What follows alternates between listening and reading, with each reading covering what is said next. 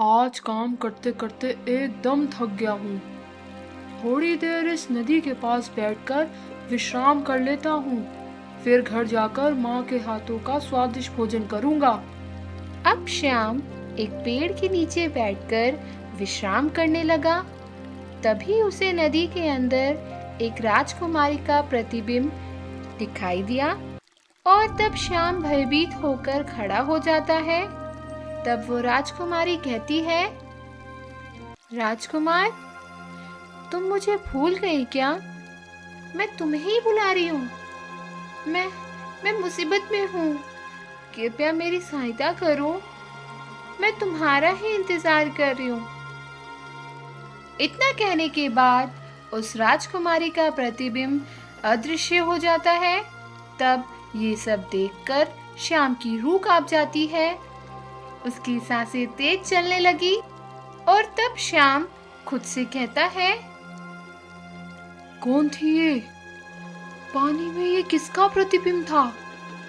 किसको कह रही थी ये? मैं तो राजकुमार भी नहीं हूँ। मैं तो एक साधारण लकड़हारा हूँ। लगता है मैं बहुत ज्यादा थक गया हूँ।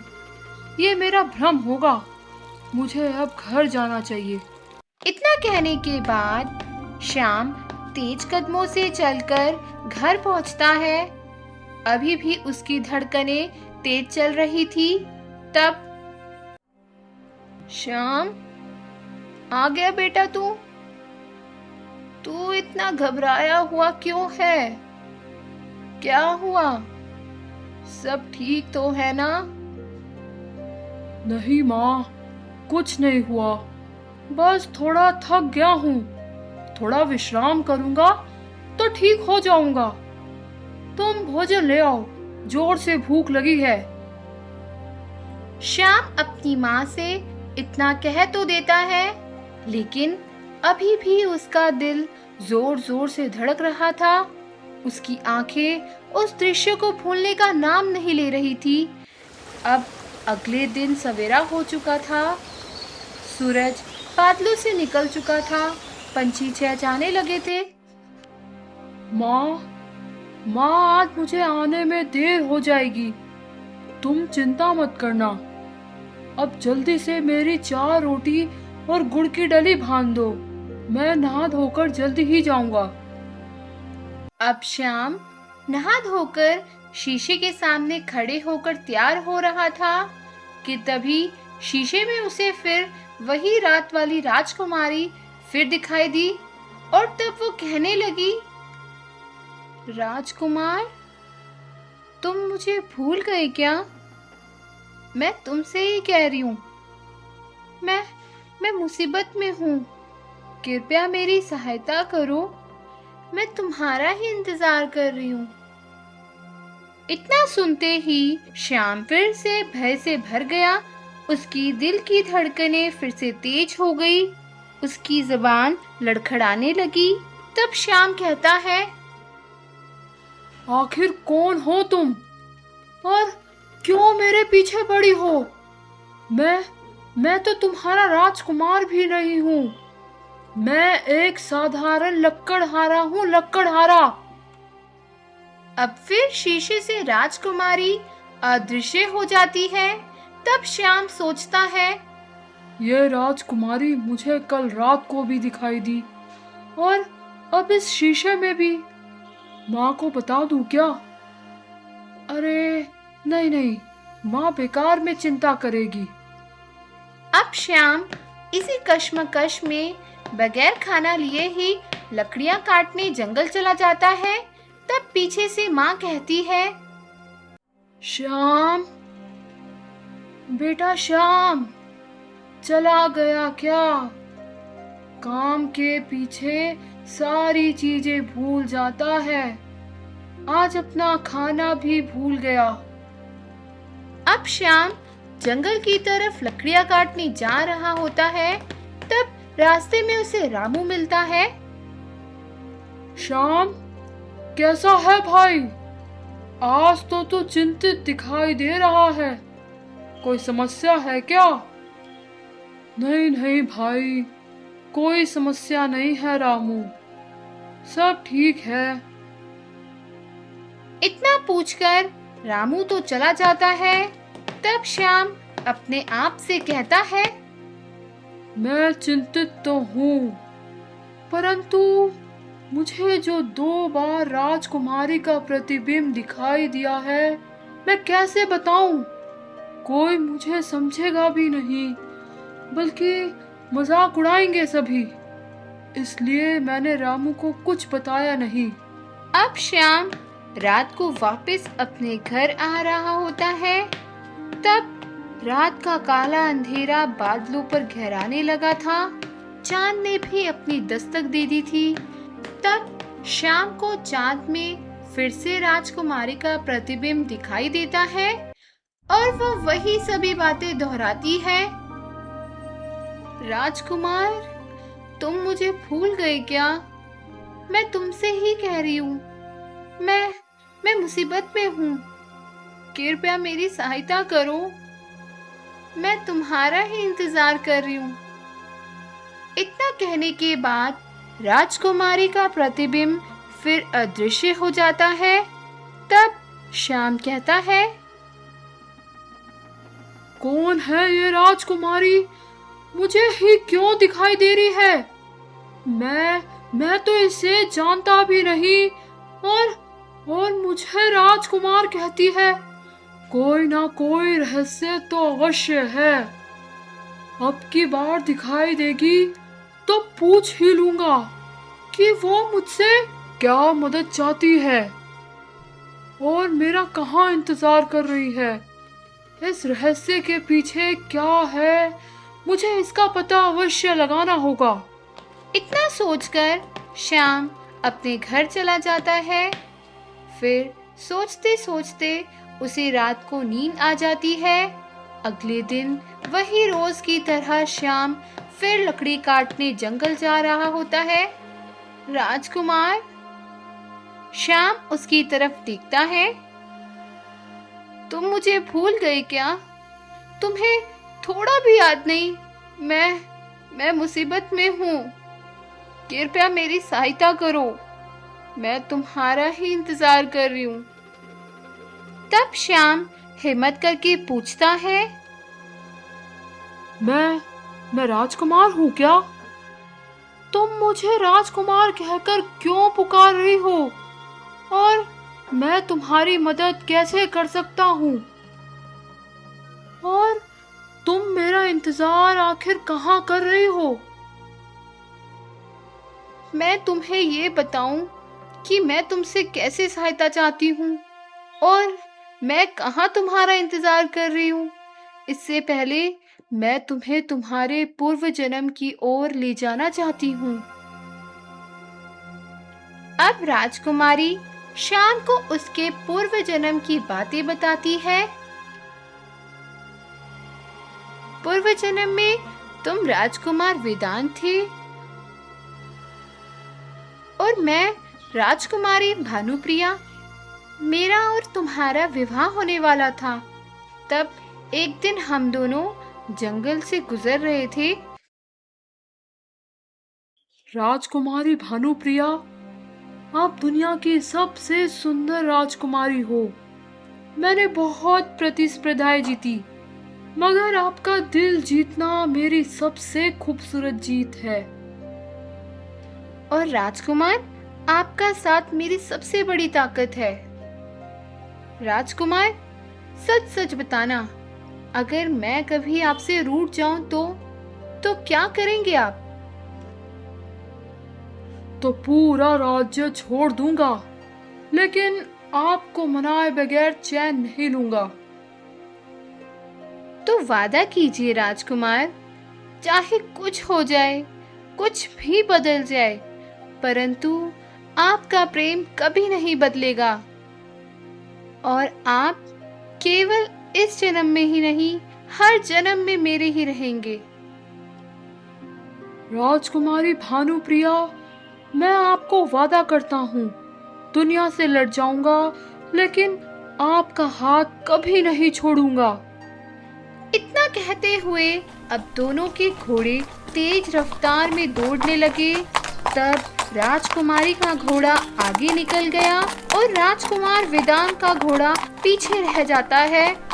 तब राजकुमारी भानुप्रिया राजकुमार वेदांत का इंतजार करने लगती है। तभी एक तांत्रिक राजकुमारी के सामने आकर खड़ा हो जाता है और कहने लगता है, राजकुमारी भानुप्रिया, जितना सुंदर नाम उतना ही सुंदर रूप है आपका। मैं बहुत दिनों से आपसे बात करना चाहता था, लेकिन आप अपनी दासियों के साथ घिरी रहती थी। लेकिन आज मैं आपको अपने दिल की बात बताना चाहता हूँ।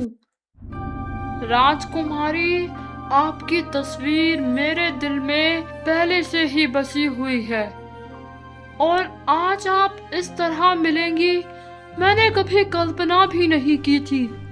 मैं आपसे बहुत बहुत ज्यादा प्रेम करता हूँ और मैं आपसे विवाह करना चाहता हूँ। मैं और तुमसे विवाह? तुमने अपनी शक्ल भी देखी है?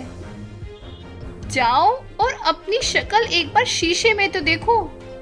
मैं एक राजकुमारी हूँ, मैं इतनी सुंदर जिसके सारे जहां में चर्चे हैं।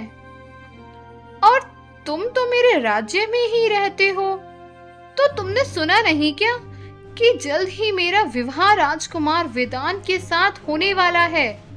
इतना कहकर राजकुमारी तलवार निकाल लेती है। तब तांत्रिक कहता है, राजकुमारी भानुप्रिया, शायद तुमने मुझे पहचाना नहीं। मुझ में तुमसे कई ज्यादा शक्तियां हैं। तुम मुझसे विवाह नहीं कर सकती ना? कोई बात नहीं, लेकिन मैं तुम्हें किसी से भी विवाह करने नहीं दूंगा।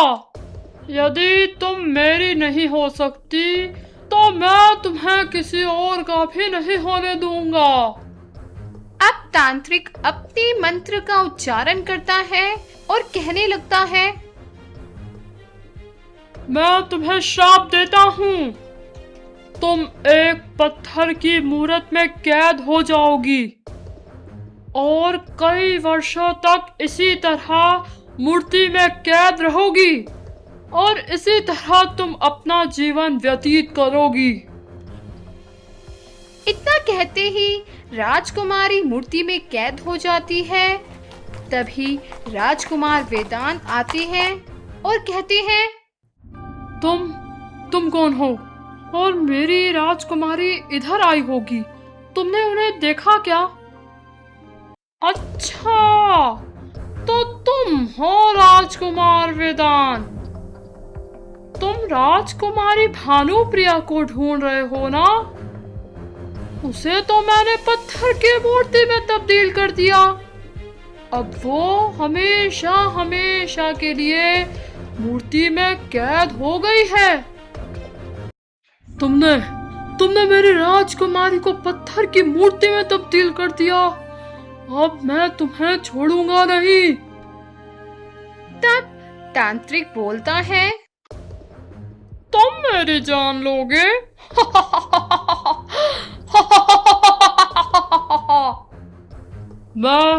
मैं तुम्हें भी श्राप देता हूँ। तुम भी सब कुछ भूलकर नया जन्म लोगे और एक सादा जीवन व्यतीत करोगे। परंतु तुम तो मेरे सामने ही हो। तुम तो मुझसे बात भी कर रही हो, जबकि पूर्व जन्म में तुम पत्थर की मूर्ति बन गई थी। तुम तो आजाद ही हो। मैं अभी आजाद नहीं हूँ। मैं जो तुम्हें दिखाई दे रही हूँ वो मैं नहीं, मेरा प्रतिबिंब है। तुम मेरे पीछे पीछे चलो, मैं तुम्हें वहां पर ले जाऊंगी जहां मैं कैद हूँ। तुम ही मुझे आजाद करना होगा। अब श्याम राजकुमारी भानुप्रिया के पीछे पीछे चलने लगता है। तब वो उसे उस गुफा में ले जाती है जहां वो पत्थर की मूर्ति में कैद है। तब वहां पहुंचकर एक बार फिर से राजकुमारी भानुप्रिया अदृश्य हो जाती है। तब श्याम कहता है, अरे अरे, तुम तो फिर अदृश्य हो गई। तुमने मुझे किसी मुसीबत में तो नहीं डाल दिया ना? राजकुमार वेदांत, घबराओ मत, मैं यही हूँ, तुम्हें किसी भी मुसीबत में नहीं डालूंगी। सामने देखो, वहाँ एक पत्थर की मूर्ति है, मैं इसी मूर्ति में कैद हूँ। जब ये मूर्ति टूट जाएगी तब मैं आजाद हो जाऊंगी। राजकुमारी, तो क्या मैं आपको आजाद करने के लिए इस पत्थर की मूर्ति को किसी हथियार से तोड़ दूं?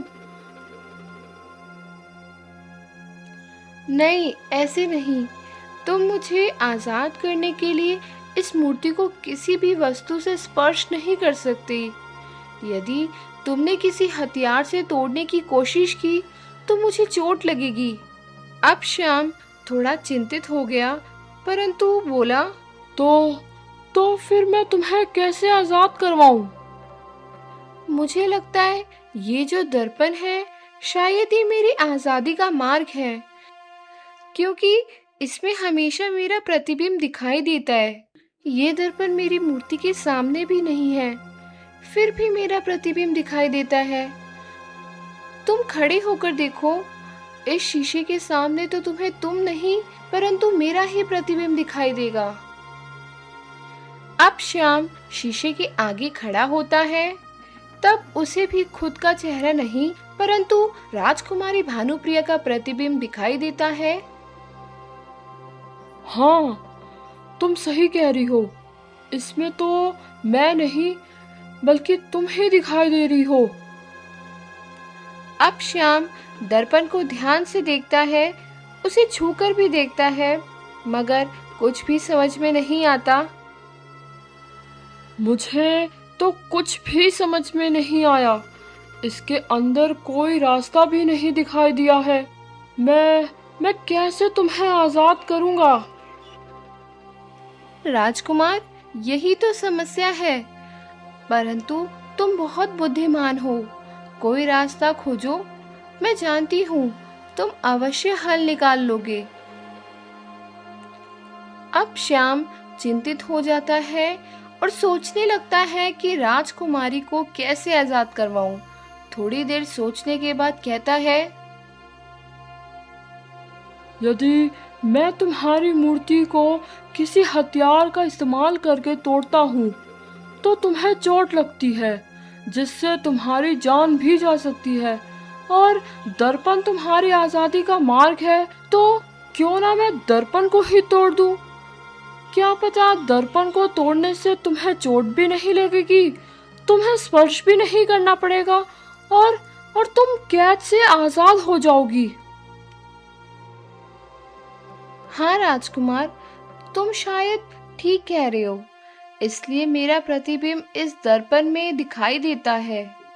अब श्याम शीशे को तोड़ देता है, कांच के टुकड़े हो जाते हैं। जैसे कांच के टुकड़े होते हैं वैसे वैसे पत्थर की मूर्त के टुकड़े हो जाते हैं और राजकुमारी भानुप्रिया मूर्ति की कैद से आजाद हो जाती है। तब राजकुमारी कहती है, राजकुमार, आपका बहुत बहुत शुक्रिया, आज आपने मुझे 22 वर्षों बाद मुक्ति दिलाई है। श्याम राजकुमारी से कहता है, राजकुमारी, तुम तो प्रतिबिंब से भी ज्यादा खूबसूरत हो। क्या एक बात कहूँ तुमसे? मैं तुम्हारी ओर आकर्षित हो रहा हूँ। ऐसा लग रहा है जैसे मुझे एक ही पल में तुमसे गहरा प्रेम हो गया है। क्या तुम मुझसे विवाह करोगी? मैं तो तुमसे पिछले जन्म से ही प्रेम करती हूँ, मैं तुमसे ही विवाह करूंगी। लेकिन राजकुमारी, पिछले जन्म में तो मैं राजकुमार था, परंतु अब तो मैं एक साधारण लकड़हारा हूँ। क्या तुम अपना पूरा जीवन एक लकड़हारे के साथ व्यतीत कर पाओगी? मैंने तुमसे प्रेम किया है, तुम्हारे धन से नहीं। मैं हर स्थिति में तुम्हारे साथ जीवन व्यतीत करने को तैयार हूँ, परंतु अभी हमें सबसे पहले तांत्रिक को ढूंढना होगा और उसको खत्म करना होगा, नहीं तो वो मुझे फिर से मूर्ति में कैद कर देगा। अब दोनों गुफा से बाहर निकलकर तांत्रिक को ढूंढने की कोशिश करते हैं। तभी वहाँ पर एक पेड़ पर बैठा सुनहरा पक्षी कहता है, राजकुमारी राजकुमारी, मैं बताऊं वो तांत्रिक कहाँ है और वो कैसे मरेगा, उसका रहस्य मुझे पता है। दोनों सुनहरे पक्षी की तरफ देखते हैं। तब राजकुमारी कहती है, हाँ हाँ, बताओ कि वो कहाँ है और वो कैसे मरेगा। इसी जंगल में आगे जाओगी तो एक काले पानी का झरना है, वो जादुई झरना है। आप उसके झरने का पानी उस तांत्रिक पर छिड़क दोगे तो वो भस्म हो जाएगा। लेकिन सुनहरे पक्षी, तुमने ये तो नहीं बताया कि वो तांत्रिक कहाँ है। हाँ हाँ, मैं आपको बताना भूल गया, वो तांत्रिक इसी गुफा के अंदर है। तुम उसके ऊपर चुपके से वो जादुई पानी डाल देना, फिर वो भस्म हो जाएगा। अब इतना कहने के बाद सुनहरा पक्षी उड़ जाता है। तो वे आगे चलते हुए काले झरने के पास पहुंच जाते हैं। तब ये रहा काला झरना। उस सुनहरे पक्षी ने तो सारी बातें सही ही कही थी। अब सचमुच तांत्रिक भी भस्म हो जाएगा। अब श्याम काले पानी से मटका भर लेता है और दोनों वापस चलते हुए वापस गुफा के पास आते हैं। तब राजकुमार, हमें जरा भी आवाज नहीं करनी है, हमें बिल्कुल धीरे धीरे आगे बढ़ना है, फिर बिना उसे कुछ भी कहे उस पर काला पानी छिड़क देना है।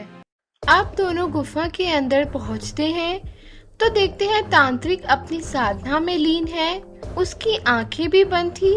तभी श्याम उसके ऊपर काला पानी छिड़क देता है। तब उसके शरीर से रोशनी फैलती है और वो देखते देखते अदृश्य हो जाता है। धन्यवाद श्याम, आज तुमने मुझे हमेशा के लिए श्राप से मुक्त किया है। अरे, तुमने तो मुझे राजकुमार की बजाय श्याम बोल दिया। हाँ श्याम, क्योंकि अब मैं राजकुमार के साथ नहीं, श्याम के साथ जीवन व्यतीत करूंगी।